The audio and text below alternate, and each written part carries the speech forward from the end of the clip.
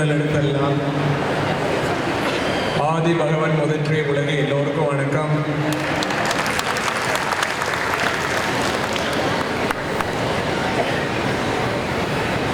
பானையில் எப்படி பொங்கல் பொங்கி வடிகின்றதோ அப்படி நம் சமுதாயத்திலே இன்பமும் ஒற்றுமையும் பொங்க வேண்டும் என்ற அடிப்படையில் இந்த மாபெரும் நிகழ்வை ஏற்பாடு செய்து பொங்கல் ஒற்றுமை விழாவை நாடு தழுவிய அளவிலே நாம் நடத்தி கொண்டிருக்கின்றோம். அந்த நிகழ்வை சிறப்பாக ஏற்பாடு செய்திருக்கக்கூடிய கெடா மாநில மாயிகா பொறுப்பாளர்களுக்கு முதலே மனம் நிறைந்த நல்வாழ்த்துக்களையும் நன்றியையும் தெரிவித்துக் கொள்கின்றேன்.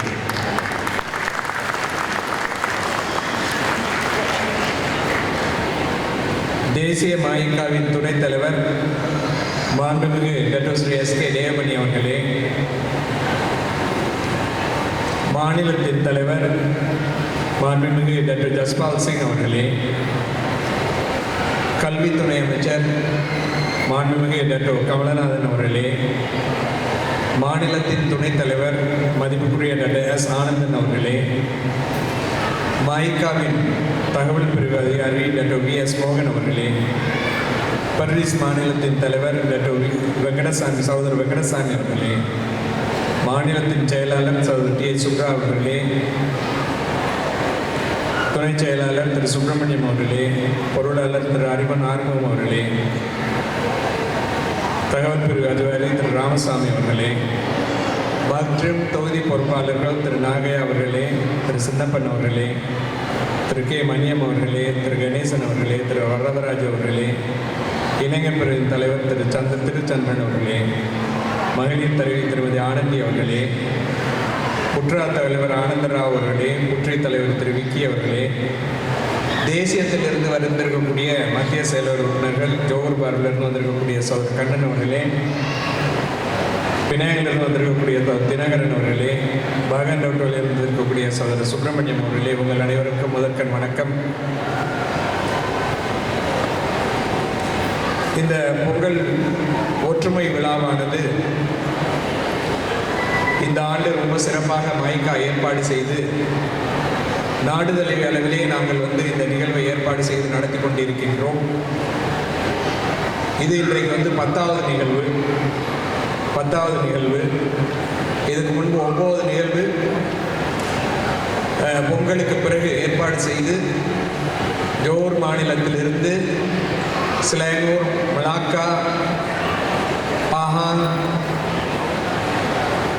விளையா பிரிஸ்டுவான், பேரா போன்ற மாநிலங்களிலே பல இடங்களிலே நடந்து இப்போ இன்று கெடா மாநிலத்தின் கடாரத்துக்கு வந்திருக்கின்றோம்.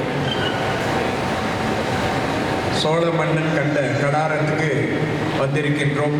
இந்திய சமுதாயத்தின் மலேசிய வரலாற்றில் மிக முக்கியமான ஒரு மாநிலம். அந்த மாநிலத்திலே நாம் பொங்கல் விழா கொண்டாடுவதற்காக ஒன்றாக சேர்ந்திருக்கின்றோம். இந்த விழாவை ஏற்பாடு செய்ததற்கான நோக்கங்கள் பல இருக்கின்றன. முதல் நோக்கமானது இதை ஒரு பண்பாட்டு விழா. ஏனென்றால் பொங்கல் நமது பண்பாட்டிலே ரொம்ப முக்கியமான ஒரு விழா. குறிப்பாக தமிழர்களுக்கு ரொம்ப முக்கியமான விழா. நமது பாரம்பரியத்தில் நாம் விவசாய சரித்திரத்திலிருந்து உழவர் சமுதாயமாக இருந்ததிலிருந்து அன்றிருந்து தொடங்கி நல்ல அறுவடையை கொண்டாடுவதற்காகவும் புதிதாக வந்த நெல்லை வைத்து பொங்கல் வைத்து புதிய ஒரு எதிர்காலத்தை வரவேற்கும் என்பத நோக்கத்தோடு நமது முன்னோர்கள் காலங்காலமாக பொங்கலை பொங்கி பொங்கல் அன்று பானையிலே பொங்கல் பொங்கி வடிய வேண்டும், அது வடிவதன் மூலம் நமது வாழ்க்கையிலே செல்வம் வடித்து வரும் என்ற ஒரு நோக்கத்தோடு ஏற்பாடு செய்து கொண்டாடி கொண்டிருக்கின்றோம். இந்த விழாவானது நம்மளுக்கு ஒரு புதுமையை கொடுக்கின்றது. பொங்கல் என்றால் பழமையை அகற்றிவிட்டு புதியது புகுதல் என்று கூறுவோம். பழையது கழிதலும் புதியது புகுதலும். பழையது கழிதல் என்றால் நமது சிந்தனையில் இருக்கக்கூடிய பழைய சிந்தனைகளும், நம்ம சிந்தனையில் இருக்கக்கூடிய பலகீனங்களும், நம் மனதில் இருக்கக்கூடிய கசடுகளும், இதையெல்லாம் நம்ம ஒதுக்கிவிட்டு புதிய சிந்தனையும் ஆரோக்கியமான எண்ணத்தையும் நல்ல நோக்கங்களையும் மனதில் பதிந்து கொண்டு புதிய எதிர்காலத்தை வரவேற்க வேண்டும் என்பது பண்பாடு ரீதியாக பொங்கல் விழாவுக்கு இருக்கக்கூடிய அடிப்படை அர்த்தமாகும். அந்த அர்த்தத்தோடு இந்த பொங்கல் விழாவை நாம் ஏற்பாடு செய்து நடத்தி கொண்டிருக்கின்றோம். அதே நேரத்திலே இது ஒரு சமுதாய விழா. சமுதாய விழா என்று கூறுகின்றேன் என்றால் அதற்காகத்தான் இது பொங்கல் ஒற்றுமை விழா என்று கூறுகின்றோம், இல்லை ஒற்றுமை பொங்கல் விழா என்று கூறுகின்றோம். நோக்கம் இது மூலமாக நம் சமுதாயத்திலே ஒற்றுமை வளர வேண்டும், சமுதாயம் ஒன்று சேர வேண்டும், ஐக்கியப்படுத்த வேண்டும் என்ற ஒரு நோக்கத்தோடு இந்த விழாவை நாம் கொண்டாடி கொண்டிருக்கின்றோம். இந்த விழாவானது நம் சமுதாயத்திலே இருக்கக்கூடிய வேற்றுமைகளை கலைந்து ஒற்றுமையை வளர்த்து நம் சிறுபான்மை, இந்த நாட்டிலே ஏறக்குறைய ஒரு 21 லட்சம் பேர் இருப்போம். 7.1% தான். முன்பெல்லாம் கூட இருந்தோம், குறைஞ்சிட்டு இப்போ 7.1க்கு வந்துருச்சு. போக போக இன்னும் குறைந்து கொண்டே இருக்கும்.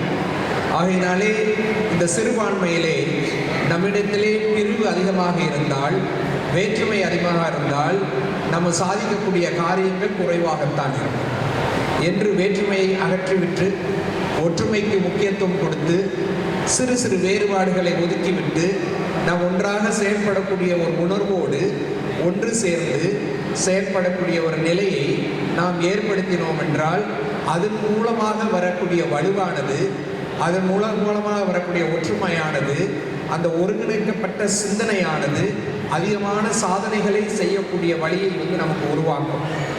இந்த சமுதாயத்திலே ஒருங்கிணைக்கப்பட்ட ஒரு சிந்தனையும் ஒன்றாக சேர்ந்து செயல்படக்கூடிய ஒரு நிலையை உருவாக்க வேண்டும் என்றுதான் இந்த விழாவை நாம் ஏற்பாடு செய்து நடத்தி கொண்டிருக்கின்றோம்.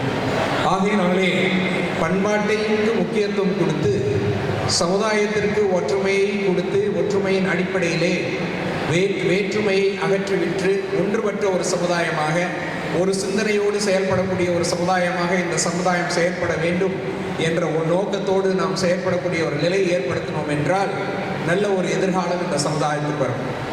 மூன்றாவது நோக்கம் எதிர்காலம். அதாவது தை பிறந்தால் வழி பிறக்கும் என்று கூறுவார்கள். தை பிறந்தால் வழி பிறக்கும் என்றால் தை மாதம் தொடங்கி நமக்கு ஒரு நல்ல காலம் வரும் என்ற ஒரு சிந்தனை தான் பாரம்பரியத்திலே இருக்கக்கூடிய இயல்பு.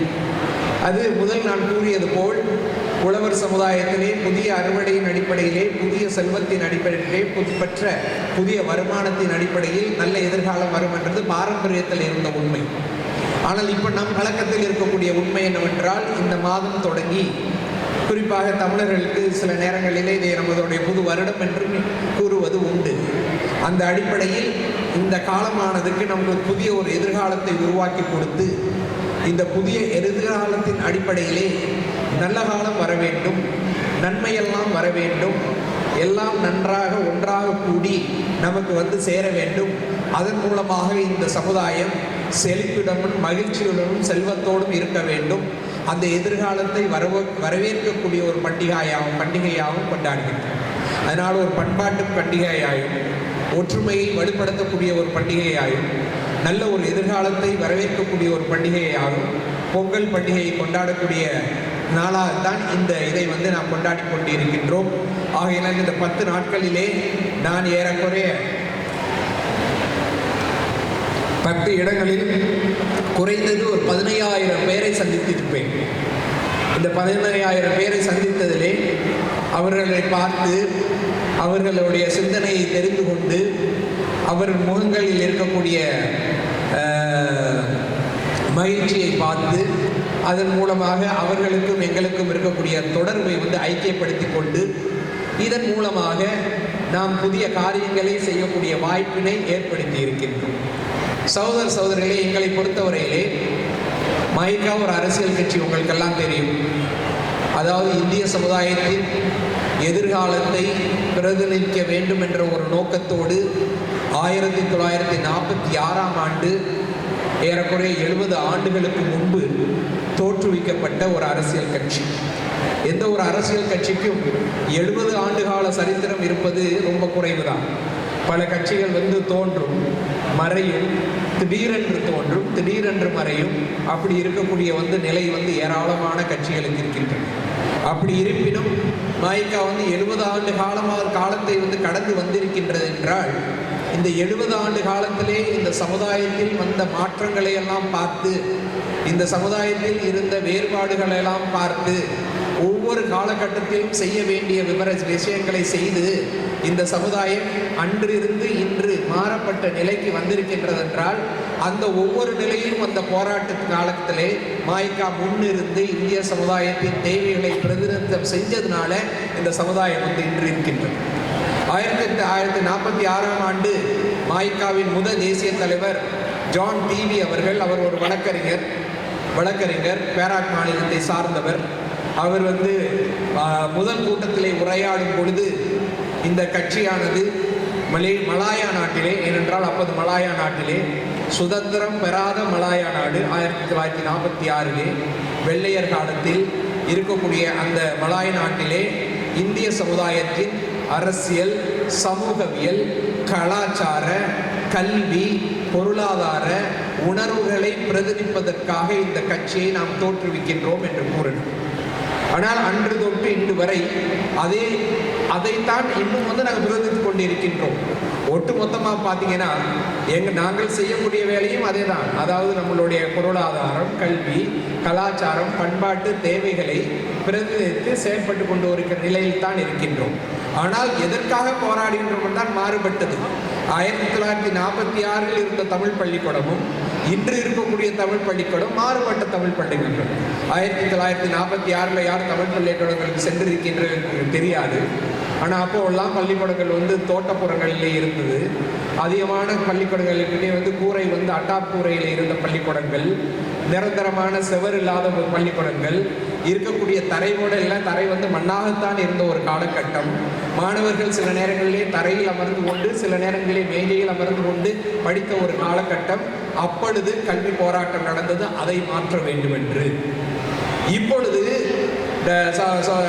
டாக்டர் கமலநாதன் வந்திருக்கின்றார். நீங்கள் கேட்க வேண்டும், பெரிய பள்ளிக்கூடங்கள், 2000 மாணவர்கள் இருக்கக்கூடிய பள்ளிக்கூடங்கள், 6-7 3 மாடி கொண்ட பள்ளிக்கூடங்கள், குளிர் சாதனம் கொண்ட பள்ளிக்கூடங்கள், கணினி அறை உள்ள பள்ளிக்கூடங்கள், அறிவியல் அறை உள்ள தமிழ் பள்ளிக்கூடங்கள். இந்த பள்ளிக்கூடம் அந்த நிலையில் இருந்து இந்த நிலைக்கு தோற்றம் மாறி இருக்கின்றதுனால் இந்த காலத்திலே வந்த மாற்றங்களுக்கு மாய்கா ஒரு முக்கியமான ஒரு காரணமாக இருக்கு. அப்படி எல்லா நிலையிலும் நீங்க சமுதாயத்தில் இருக்கக்கூடிய நிலையை பார்த்தீங்களா, அந்த மாற்றங்கள் இருந்து கொண்டது. ஆனால் அன்று இருந்த போராட்டம் இன்று தான் இருக்கு. அப்ப வேற தேவை. அப்ப அநேகமாக எங்களுக்கு பள்ளிக்கு ஒரு சுவர் தேவை என்று போராட்டம் செய்திருப்பார்கள். இல்லைன்னா எங்க பள்ளியிலேயே மாணவர்கள் மண்ணில் அமர்ந்திருக்கின்றார்கள், அவர்களுக்கு மேஜை தேவை என்று போராடி இருப்பார்கள். இப்ப அப்படி இல்லை. இப்ப எங்கள் பள்ளியிலே இருக்கக்கூடிய கணினி அறைக்கு எங்களுக்கு குளிர் சாதனம் வேண்டும், அதை கொடுங்கள் என்று போராட்டங்கள் மாறி இருக்கின்றன என்றால் நிலை மாறி.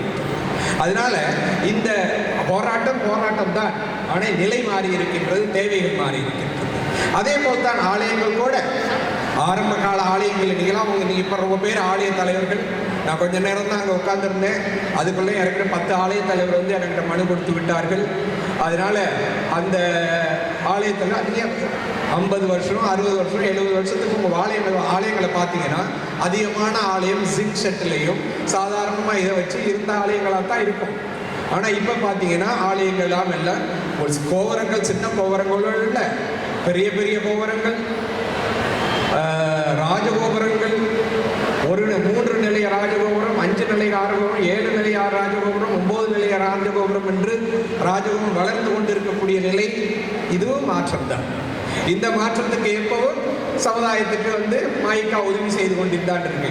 ஆகையினாலே சமுதாயம் மாறிக்கொண்டு இருக்கின்றது, நம் நிலையை மாறிக்கொண்டு இருக்கின்றது, சமுதாயத்திலே வந்து இருக்கக்கூடிய தேவைகளை மாறிக்கொண்டிருக்கின்றது, அதன் அடிப்படையில் இருக்கக்கூடிய போராட்டங்களும் மாறிக்கொண்டிருக்கின்றது. அந்த போராட்டம் தொடரும், அதனை பிரதிநிதிக்க வேண்டும் என்றுதான் நாங்கள் வந்து செயல்பட்டு கொண்டிருக்கின்றோம். அதனால சகோதர சகோதரிகளே, இதை செய்ய வேண்டும் என்றால் நம் சமுதாயத்திலே இப்பொழுது இருக்கக்கூடிய சவால்கள் யாவை, இந்த சவால்களை நாம் எப்படி எதிர்நோக்கப் போகின்றோம், எப்படி பார்க்க போகின்றோம், எதை எப்படி கையாளப் போகின்றோம், நாம் சிந்தித்து பார்த்து அதை சரி செய்வதற்காக மாய்கா வந்து இப்போ புதிய நடை போட்டு கொண்டிருக்கின்றது. நாடுதல் விளைவிலே நாம் போகும்போது ஏராளமான வரவேற்பு, அதிகமான பேர் வருகின்றார்கள், நான் பேசுவதை கேட்கின்றார்கள், அவர்கள் வந்து புரிந்து கொள்கின்றார்கள், நம் சமுதாயம் மாற வேண்டும் என்ற உணர்வு அவங்களுக்கு ஆழமாக இருக்கின்றது. அதை பார்க்கும் பொழுது நம்ம மனதிலே வந்து நிம்மதியாக இருக்கின்றது. அது என்னவென்றால் இந்த மாற்றத்தில் வந்து அடிப்படையாக இருப்பது என்ன, இந்த சமுதாயத்தை மாற்ற வேண்டும் என்றால் அதுக்கு அடிப்படையாக இருக்க வேண்டியது என்ன?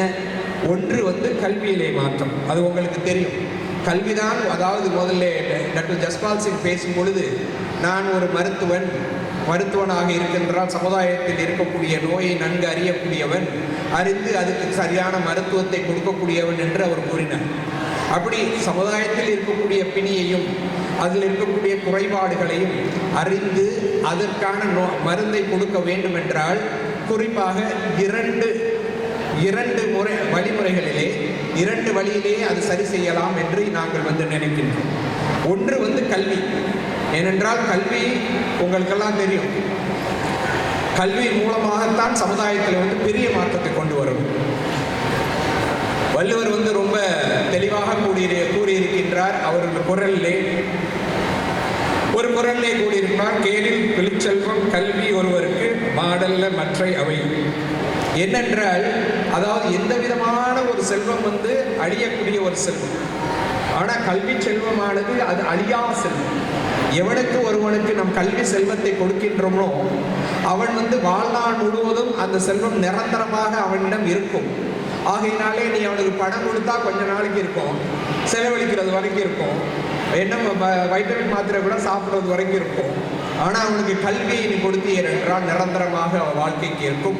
அதன் அடிப்படையிலே வாழ்க்கையிலே முன்னேறலாம் என்று வள்ளுவர் கூறியிருக்கின்றார். என்றால் அது நிரந்தரமான செல்வத்தை கொடு என்று கூறியிருக்கின்றார்.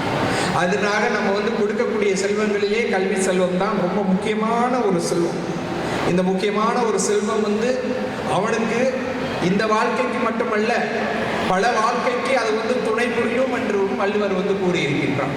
பல தலைமுறைக்கு 7 தலைமுறைக்கு வந்து கல்வி வந்து உதவும்.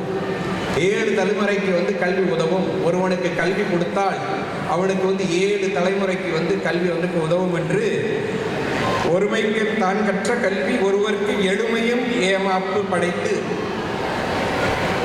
எழுமையும் ஏமாப்பு 7 தலைமுறைக்கு அவனுக்கு வந்து அவன் பெற்ற கல்வி உதவும் என்று வள்ளுவன் கூறியிருக்கின்றார். என்றால் நாம் ஒருவனுக்கு கொடுக்க வேண்டிய செல்வம் என்னவென்றால் கல்வி செல்வம், நிரந்தரமான செல்வம்.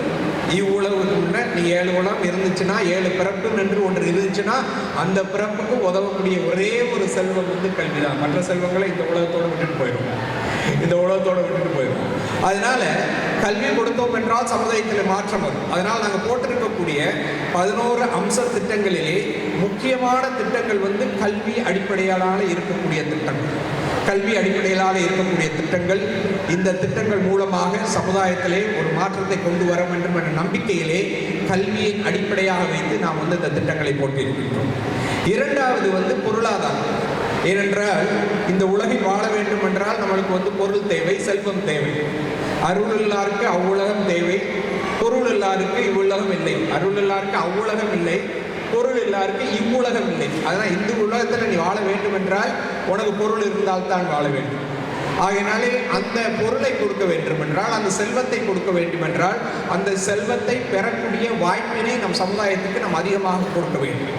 சமுதாயத்திலே அதிகமான தொழில் முனைவர்களும் வியாபாரம் செய்யக்கூடியவர்களும் அவர்களுக்கு எந்த அடிப்படையிலே அவர்கள் வருமானத்தை அதிகரித்துக் கொள்ள முடியுமோ அதை அதிகரித்துக் கொள்ளக்கூடிய வாய்ப்பினையும் கொடுக்கக்கூடிய திட்டங்களையும் தீட்டி, இந்த வருடம் எங்களுடைய நோக்கம் குறைந்தபட்சம் ஒரு 8000 தொழில் முனைவர்களை இந்திய சமுதாயத்திலே உருவாக்க வேண்டும். சாதாரண தொழில் முனைவர்களே வெற்றி பெற்ற தொழில் முனைவர்கள். முன்பெல்லாம் நாங்கள் உதவி செய்திருக்கின்றோம், ஆனால் வெற்றி அடைந்தவர்கள் குறைவு. ஒரு காலகட்டத்திலே 100 பேருக்கு உதவி செஞ்சோம்னா 10 பேர் தான் வந்து வெற்றி அடைகின்றார்கள். 90 பேர் வந்து வெற்றி அடையவில்லை. ஏனென்றால் பக்குவம் பத்தாது, அனுபவம் பத்தாது, அதாவது தொழிலில் வந்து வரக்கூடிய பல நலிவு சுழுவுகளை புரிந்து செயல்படக்கூடிய நிலை இல்லை. அதனால அவங்க காலப்போக்கிலே தோல்வி அடைந்து கொண்டிருக்கிறார்கள். இதை ஆராய்ந்து எப்படி அவர்களுக்கு நாம் கொடுக்கக்கூடிய உதவியானது அவர்கள் வெற்றி அடையக்கூடிய வாய்ப்பினை அதிகரிக்கும் என்று பார்த்து அந்த வெற்றி அடையக்கூடிய வாய்ப்பினை அதிகரிப்பதற்காகவும் இந்த முயற்சியை வந்து நாங்கள் எடுத்திருக்கின்றோம். அதனால சகோதர சகோதரிகளே, இதை பல நிலையில் இந்த சமுதாயத்தை மாற்றி கொண்டு வர வேண்டும்.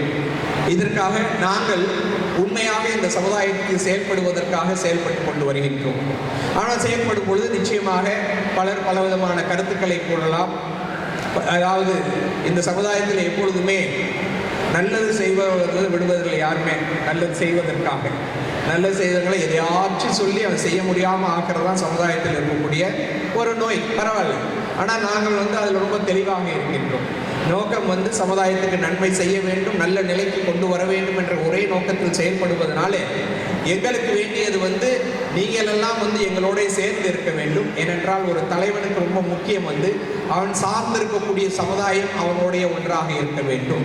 அவன் சார்ந்திருக்கக்கூடிய சமுதாயம் அவனோட ஒன்றாக இருந்தால் அந்த சமுதாயம் நிச்சயமாக ஒரு முன்னேற்றகரமான ஒரு சமுதாயமாக வரக்கூடிய வாய்ப்பிற்கு உங்கள் ஆதரவின் அடிப்படையிலும் நீங்கள் கொடுக்கக்கூடிய நம்பிக்கையின் அடிப்படையிலும் நாங்கள் அதிகமானவற்றை வந்து செய்யக்கூடிய வாய்ப்பு. அந்த ஆதரவில்லை என்றால், நீங்கள் நாங்கள் செய்யக்கூடிய காரியங்களிலே உங்களுக்கு நம்பிக்கை இல்லை என்றால் நிச்சயமாக நாங்கள் அதிகமாக செய்ய முடியாது. ஆகையினாலே சகோதர சகோதரிகளே, நாங்கள் உங்களுக்கு அர்ப்பணிப்பு உணர்வோடு செயல்பட்டு இந்த சமுதாயத்துக்கு ஒரு புதிய எதிர்காலத்தை உருவாக்க வேண்டும் என்ற நோக்கத்தோடு செயல்பட்டு கொண்டு வருகின்றோம். அதற்கு நீங்களும் எங்களோடைய வர வேண்டும், எங்களோடு சேர்ந்து இருக்க வேண்டும். நாம் அனைவரும் ஒன்றுபட்டு செயல்பட வேண்டும். அப்படி நாம் அனைவரும் ஒன்றுபட்டு செயல்பட்டோம் என்றால் நிச்சயமாக நாம் ஒரு புதியதோர் ஒரு இந்திய சமுதாயத்தை உருவாக்க முடியும். அந்த நம்பிக்கை ஆழமாக எனக்கு இருக்கின்றது. அதைத்தான் உங்களிடம் கேட்டுக்கொள்கின்றேன். அதாவது முதலிலே எங்கள் மேல் உங்களுக்கு நம்பிக்கை இருக்க வேண்டும். அந்த அடிப்படையிலே நீங்கள் எங்களோடு ஒன்றாக சேர்ந்து வரக்கூடிய நிலை இருக்க வேண்டும். நாம் ஒன்றாக சேர்ந்து ஒன்றாக செல்ல வேண்டும். நாங்கள் எல்லாம் ஒரே திசையை நோக்கி, நாங்கள் முன்னாடியும் நீங்கள் முன்னாடியும் செல்லக்கூடாது, இல்லை நாங்கள் வழக்கும் நீங்கள் கிழக்கும் செல்லக்கூடாது. எல்லோரும் ஒரே திசையை ஒன்றாக நாம் வந்து நடந்தோம் என்றால் அந்த ஒருங்கிணைக்கப்பட்ட சக்தியின் மூலமாக வரக்கூடிய ஆற்றல் எல்லா விதமான எதிர்ப்பையும் தாண்டி நிச்சயமாக ஒரு வெற்றியை உருவாக்கும் என்ற நம்பிக்கை வந்து எனக்கு தெளிவாக இருக்கின்றது. அதுதான் எங்களுடைய நோக்கம், அதுதான் நாங்கள் எடுத்திருக்கக்கூடிய பாதை.